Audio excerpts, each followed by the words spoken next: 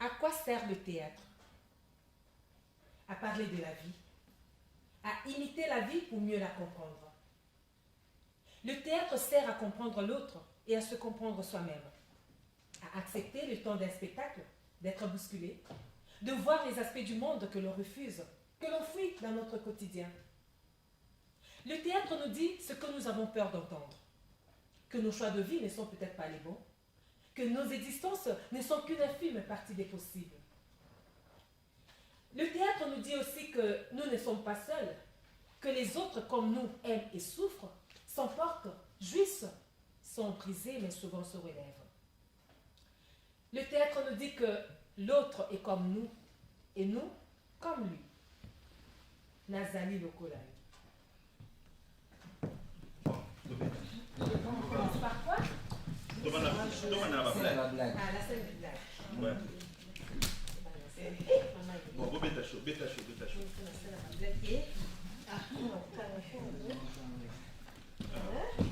Yo, Ziga, ça. Yo, vraiment. Ça, Ziga. Bon, si ça te plaît. Et c'est ça.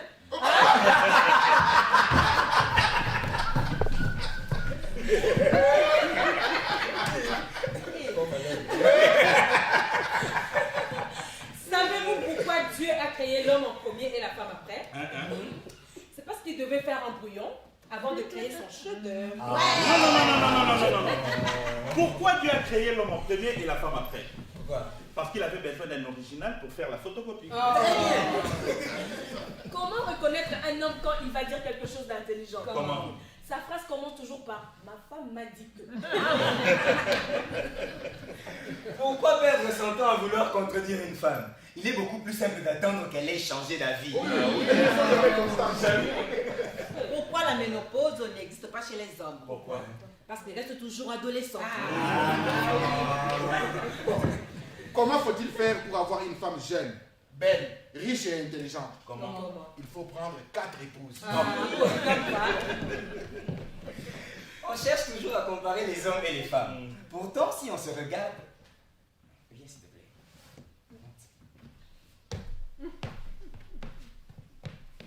Là, comme ça, là. Il n'y a pas grande différence. Ah bon, comment ça?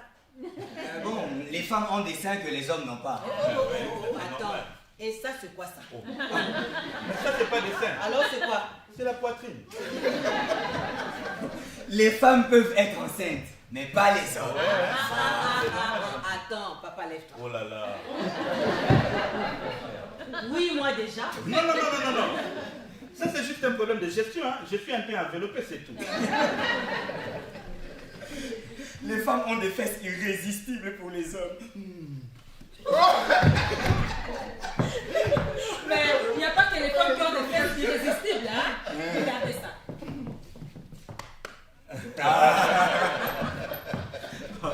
Les hommes sont plus forts que les femmes. Ah oui.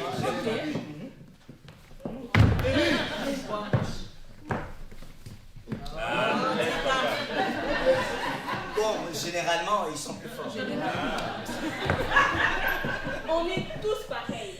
Les hommes et les femmes ont 2 bras, 2 jambes et une tête. Non, les hommes ont 2 têtes. Une grosse en haut et une petite en bas. Mais ils ne fonctionnent jamais les 2 en même temps. Finalement, la plus grande différence, c'est le sexe. Les femmes ont un vagin que les hommes n'ont pas. Les hommes ont un pénis et 2 testicules que les femmes n'ont pas. T'as déjà vu ça, toi? Mon ami, lève-toi. Oh, mais pourquoi toujours moi? Matériel didactique ou quoi? Vous voulez voir, n'est-ce pas? Oh. Pourquoi tu montres les têtes? Voilà la femme. Voilà ce qui l'intéresse. Toujours plein de sous-entendus et d'arrière-pensée. D'accord. Du point de vue biologique, il n'y a pas tellement de différence. Mais vous devez reconnaître quand même que l'homme est d'une façon générale supérieur à la femme. C'est lui qui a l'autorité. Exactement. Toi aussi. C'est lui le chef naturel. Il est aussi plus intelligent. Finalement, sans nous, Vous n'êtes rien. Oui, mais oui. Une femme a toujours besoin de son mari. C'est lui qui gagne l'argent. Ouais, c'est ça. Donc, elle doit lui être soumise, s'occuper des enfants et de la maison. Chez nous en Afrique, c'est notre culture, notre tradition. La femme ne peut pas être égale à l'homme. Elle restera inférieure. Bon. C'est ça. C'est naturel.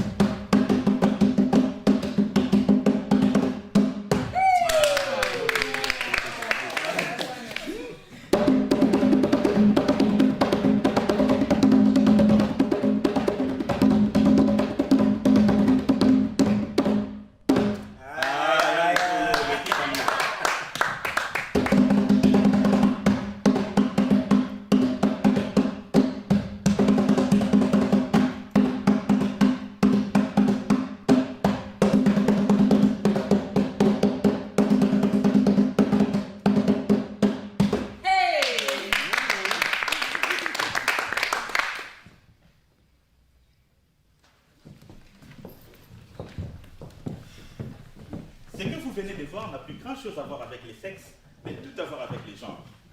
Le genre, ce sont les rôles qui sont déterminés socialement.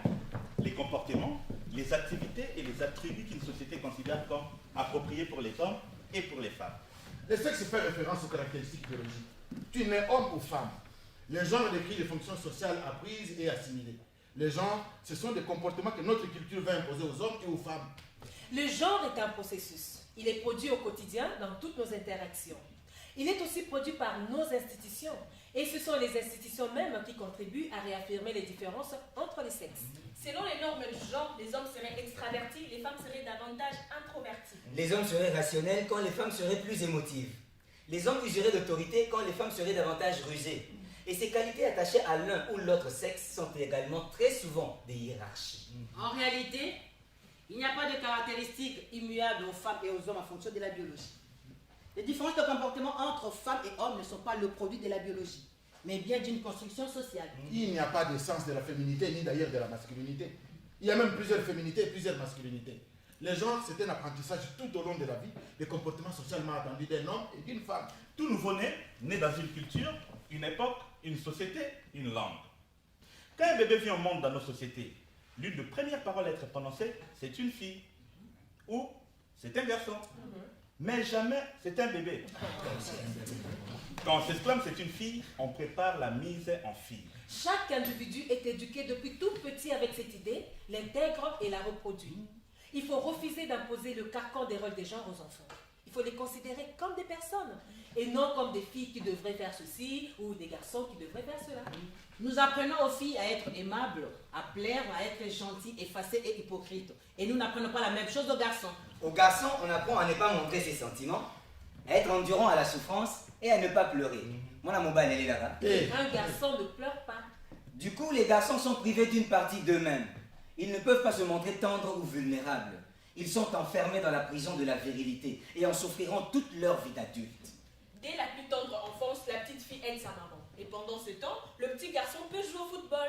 Quand il sera grand, il sera habitué à voir sa soeur à la cuisine ou nettoyer la maison, alors qu'on l'aura lui privilégié. Et quand les filles jouent, c'est souvent à la poupée.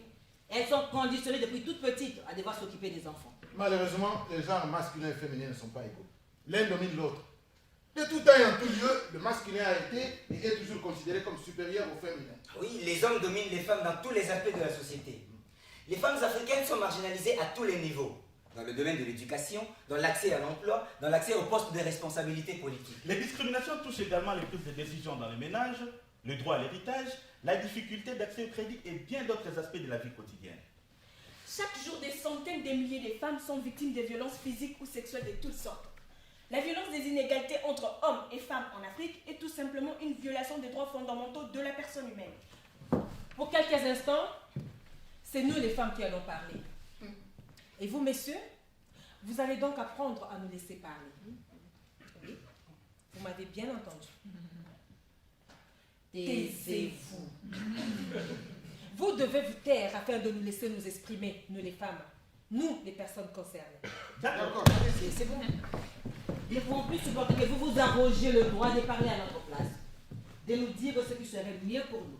Ce paternalisme, c'est besoin irrésistible que vous avez de nous expliquer ce qui serait bon pour nous ou ce qui ne le serait pas. C'est juste insupportable. On ne veut plus de m'explications. Plus de quoi? M'explications. Ou si vous préférez des pénisplications. Ah oui.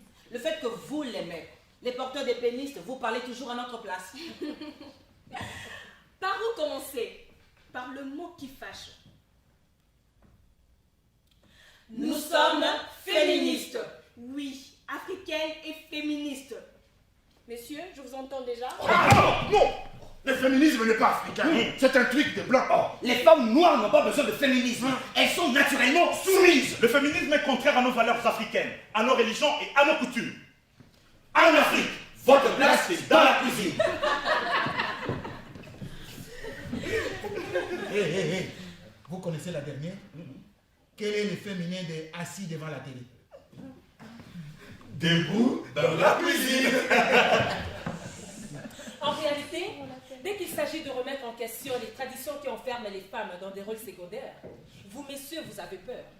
Peur de devoir remettre en question vos privilèges octroyés par le système patriarcal. Peur que votre position de pouvoir ne diminue. Peur d'être atteint dans votre masculinité. Peur de voir les femmes s'émanciper, s'autodéterminer et lutter pour leur libération. Pourtant, vous ne devriez pas avoir peur. Nous ne demandons que l'équité. Nous valons autant que vous. Pas à condition que. Pas tant que. Nous comptons autant. Un point, c'est tout. Vous n'êtes pas nos ennemis. Nous ne voulons pas vous détruire. Nous voulons juste être vos égales en droit. Nous ne nous battons pas contre vous, mais contre le système patriarcal. Vous pouvez être, si vous le désirez, nos alliés, nos partenaires dans cette lutte, comme nous l'avons été à de maintes reprises dans celle que vous avez menée. Le combat pour l'équité entre l'homme et la femme a sa place partout dans le monde, et bien sûr, sur le continent africain. Le mot féminisme n'est pas populaire chez nous. Mais les femmes africaines ont mené des luttes féminines pendant des siècles.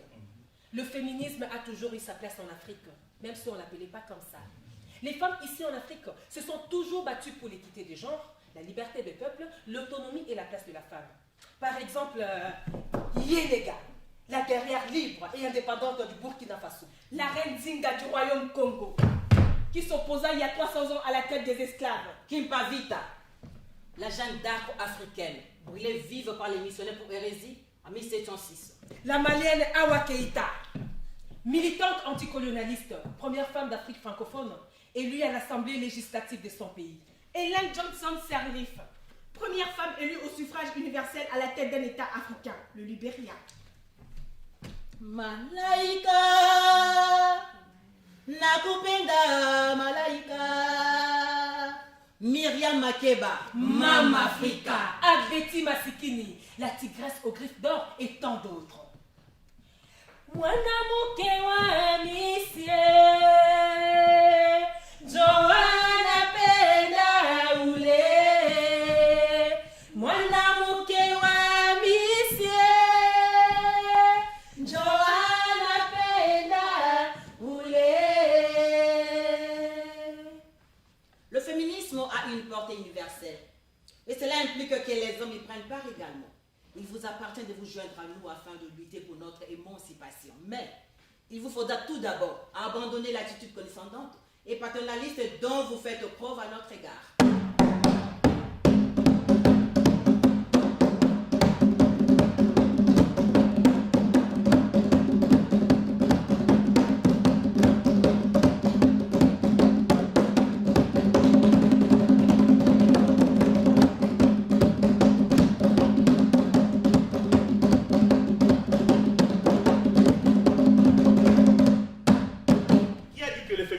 Africain. Connaissez-vous la Charte africaine des droits de l'homme et du peuple et les protocoles de Maputo?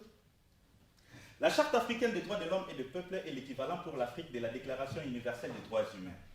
Elle s'en inspire, mais prend en compte les traditions historiques et les valeurs de civilisation africaine. Elle a été adoptée le 27 juin 1981 par l'Organisation de l'Unité africaine. Le protocole de Maputo vient compléter cette charte en affirmant spécifiquement le droit des femmes en Afrique. Il a été adopté le 11 juillet 2003 lors de la conférence de l'Organisation de l'Unité africaine à Maputo, d'où son nom. La RDC l'a publié au journal officiel le 14 mars 2018. Il est donc censé être en application au Congo. Dans son article 2, le protocole dit ceci. Les États combattent la discrimination à l'égard des femmes sous toutes ses formes. Ils s'engagent à inscrire dans leur constitution le principe de l'égalité entre les hommes et les femmes et à en assurer l'application effective. Les États s'engagent à l'élimination de toutes les pratiques culturelles et traditionnelles néfastes et de toute autre pratique fondée sur l'idée d'infériorité ou de supériorité de l'un ou l'autre sexe. Soit on accepte l'égalité entre les êtres humains, soit on considère que certains sont inférieurs. Il n'y a pas d'entre-deux. Il n'y a pas de condition à l'égalité entre hommes et femmes. Être féministe, c'est comme être enceinte. Tu l'es ou tu ne l'es pas. Tu crois à l'égalité pleine et entière entre les hommes et les femmes ou tu n'y crois pas? Les hommes ne sont pas naturellement supérieurs aux femmes, comme on essaie souvent de les faire croire. Accepter le féminisme, c'est accepter le fait que les femmes sont victimes de discrimination. Certains hommes ne sont pas seulement indifférents à la discrimination. Ils la créent et la maintiennent. L'accaparement des privilèges est la cause de la discrimination. La domination des hommes n'est pas aménageable. Elle doit disparaître. La femme doit être à l'égal de l'homme. Actuellement, les femmes sont 52% de la population mondiale. Elles accomplissent 66% du travail mondial.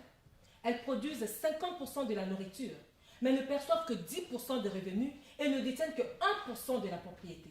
Et si elle est l'égale de l'homme, la femme doit l'être à 100%, pas à 80 ou 75%. Par exemple, pourquoi à travail et compétences égales? Partout dans le monde, les femmes sont payées au minimum 20% en moins. C'est totalement injustifiable. Les hommes s'accaparent de tout. L'argent, la terre, le pouvoir. La plupart des postes importants ou prestigieux sont occupés par des hommes. Wangari Maathai, la militante écologiste kenyane qui a reçu le prix Nobel de la paix, l'a résumé en quelques mots. Plus on s'élève dans l'échelle sociale, moins il y a de femmes. Par exemple, seulement 3% des pilotes d'avion sont des femmes. On trouve encore dans beaucoup de pays des lois qui discriminent les femmes en leur imposant par exemple d'obtenir l'accord de leur époux pour faire enregistrer une entreprise, de tenir des biens ou simplement obtenir un travail ou même voyager. Au Niger, les femmes ne peuvent pas ouvrir un compte bancaire sans la permission de leur mari. En Tunisie et au Maroc, les femmes héritent la moitié de ce que touchent les hommes. Au Japon, les femmes doivent attendre 6 mois après un divorce pour pouvoir se remarier, mais pas les hommes. Il y a toujours des règles paternalistes qui barrent l'accès des femmes à certains secteurs. En Chine, les femmes n'ont pas le droit de travailler dans les mines. En Russie, il est illégal pour les femmes de conduire un tracteur, un train ou un bateau. Au Kazakhstan, c'est le métier de soudeur qui leur est interdit.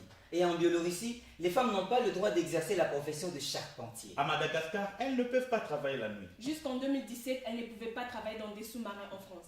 Et ce n'est qu'en 2018 que les femmes d'Arabie Saoudite ont obtenu le droit de conduire. Et même si les lois existent, souvent elles ne sont pas appliquées. Les coutumes patriarcales l'emportent. La constitution de l'Afghanistan, par exemple, reconnaît l'égalité homme-femme. Aux yeux de la loi, les deux sexes ont désormais les mêmes droits. Mais en réalité, c'est l'opposé. Article 4 du protocole de Maputo. Toute femme a droit au respect de sa vie, de son intégrité physique et à la sécurité de sa personne. Toute forme d'exploitation, de punition, de traitement inhumain ou dégradant doivent être interdites. Les États s'engagent à adopter les lois interdisant toute forme de violence à l'égard des femmes, y compris les rapports sexuels non désirés ou forcés, qu'ils aient lieu en privé ou en public. En Afrique, la violence sexuelle est souvent dans les maisons. Combien de femmes, de petites filles sont violées et réduites au silence dans nos maisons, souvent avec la complicité des familles. Pire, la victime devient ensuite le bourreau. On leur dit que c'est de leur faute. Elles se sont habillées de façon trop sexy ou ont de formes généreuses. Elles l'ont bien cherché et que c'est bien fait pour elles. On apprend aux femmes depuis leur jeune âge qu'elles doivent avoir honte de leur corps, qu'elles doivent le cacher pour éviter les viols et d'autres violences sexuelles. En ce qui concerne les viols, voici ce qu'a déclaré Songe Diouf, un professeur de philosophie sénégalais en 2018. Vous êtes responsable. Vous faites tout pour être violé. Et ceux qui vous violent vont en prison. Et vous qui avez tout fait pour être violé, vous restez libre. La violence que les femmes exercent est aussi grave que la violence que le violeur pourra exercer. Le pauvre qui est tombé dans les panneaux prendra 10 ans. Et celle qui a violé toutes les normes morales, sociales et religieuses continuera à se promener librement. Au Cameroun, au Tchad, en Guinée, au Togo et dans d'autres pays, on repasse avec des pierres chaudes dans les seins des jeunes filles pour les empêcher de pousser. pour faire disparaître la poitrine naissante des filles afin d'éviter qu'elles attirent le regard des hommes et ainsi éviter les viols ou les grossesses précoces. Pourtant, une telle violence physique reste largement ignorée. Elle n'est pas reconnue comme une mutilation au même titre que l'excision. Pourquoi ces mères qui infligent ces violences à leurs jeunes filles n'inculquent-elles pas à leurs garçons que le corps d'une femme lui appartient et qui doit être respecté? L'éducation sexuelle n'est-elle pas préférable à cette mutilation corporelle? Les injustices et les inégalités subies par les femmes sont pas ancrées dans les mentalités que même des femmes perpétuent ces violences sexistes et machistes. Nous avons construit une société où être femme est un supplice, et nous devons tous en avoir honte.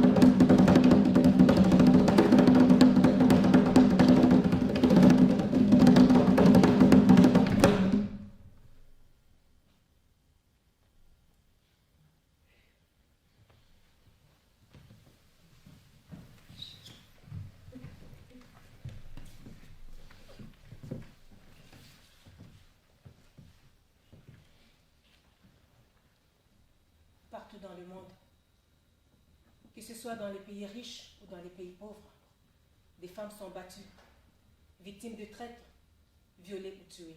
Sur la planète, 7 femmes sur 10 afin avoir subi des violences physiques ou sexuelles au cours de leur vie. En France, une femme meurt tous les 3 jours sous les coups de son partenaire ou ex-partenaire. Les femmes subissent toutes sortes de violences. Violences sexuelles, violences domestiques, viols conjugales, harcèlement sexuel, mariage précoce, mariage forcé, infanticide de filles, sélection prénatale d'après le sexe, crime d'honneur, maltraitance de veuves, grossesse forcée, traite des femmes et des filles, esclavage sexuel, mutilation génitale féminine, stérilisation forcée, ablation forcée de l'utérus. Violence contre les femmes dans la famille, violence contre les femmes dans la société, violence contre les femmes dans les situations de conflit, violence contre les femmes commises par les forces de sécurité, violence contre les femmes tolérées par l'État.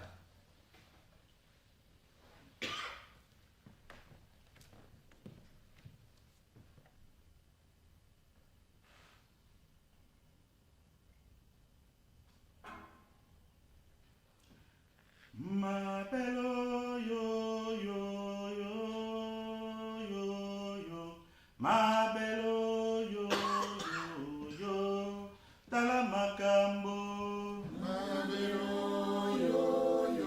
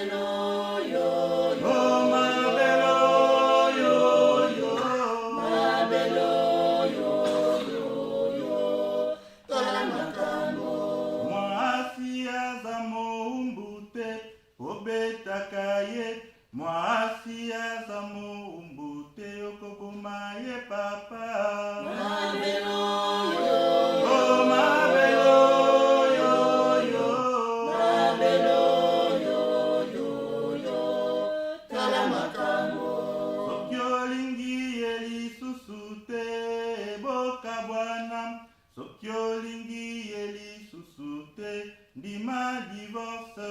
Mabelo yo Yo mabelo nanga. Mabelo yo tala makambo. Oh mabelo yo mabelo yo tala makambo. Mabelo Oh mabelo yo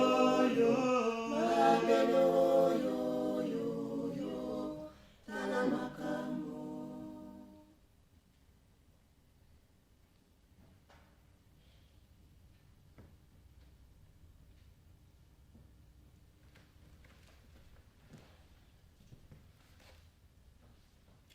Article 5. Élimination des pratiques néfastes. Les États interdisent et condamnent toutes les formes et les pratiques néfastes qui affectent négativement les droits humains des femmes, notamment toute forme de mutilation génitale féminine, la scarification, la médicalisation de mutilation génitale féminine et toutes les autres pratiques néfastes. Les femmes sont non seulement discriminées, maltraitées et violentées, mais également torturées et mutilées dans leur sexualité. Sous prétexte de purification pour enlever au sexe féminin ces éléments soi-disant masculins, on prive les femmes de toute jouissance sexuelle pour en réalité s'assurer de la fidélité des épouses.